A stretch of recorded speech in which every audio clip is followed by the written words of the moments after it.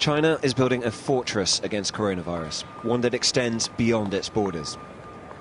Earlier this week, the Chinese government announced it would ban all foreigners from entering in 24 hours' time. We raced to get from Seoul in South Korea back home to Beijing. Your temperature has to be below 37 degrees to board, and they keep checking. Flying to another country is now like travelling to another reality. These aren't health workers, they're cabin crew. Another temperature check mid-flight. We landed in Dalian, in northeast China. Customs officials, also in full protective gear, checked every passenger.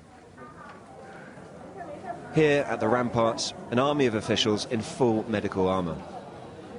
An outlying fortification to make sure the capital, Beijing, hundreds of miles away, is kept safe. Every passenger was tested for COVID-19, including our producer, Michael Greenfield. Swabbing the back of the throat, then the back of the nose. It is as uncomfortable as it looks. We made it onto Chinese soil 4 hours before the ban on foreigners came into effect. So we made it into China about 3 hours before the deadline for foreigners getting in. It's a pretty comprehensive process when you do arrive here. First on the plane there are checks, temperature checks, and then everyone goes off the plane, has a health interview, and then you're given a COVID test yourself, a swab in the back of the throat, up the nose. My eyes might have watered a little. And now we're waiting to hopefully reboard the flight back to Beijing if people don't have symptoms. I've got a seat number here. That was my seat on the plane. This is where I'm sitting. Everyone's being told to sit apart. We've been given a meal. But they are taking this extremely serious. It's a very, very thorough, quite actually an impressive process.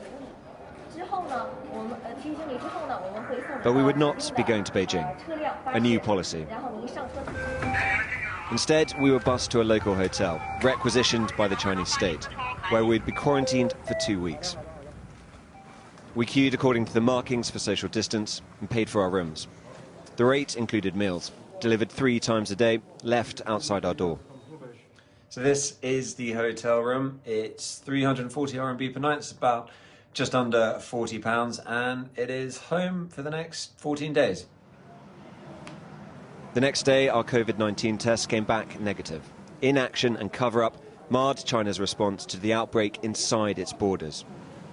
Now the virus is a foreign menace. They'll go to every length to keep it at bay. Tom Cheshire, Sky News, Dalian.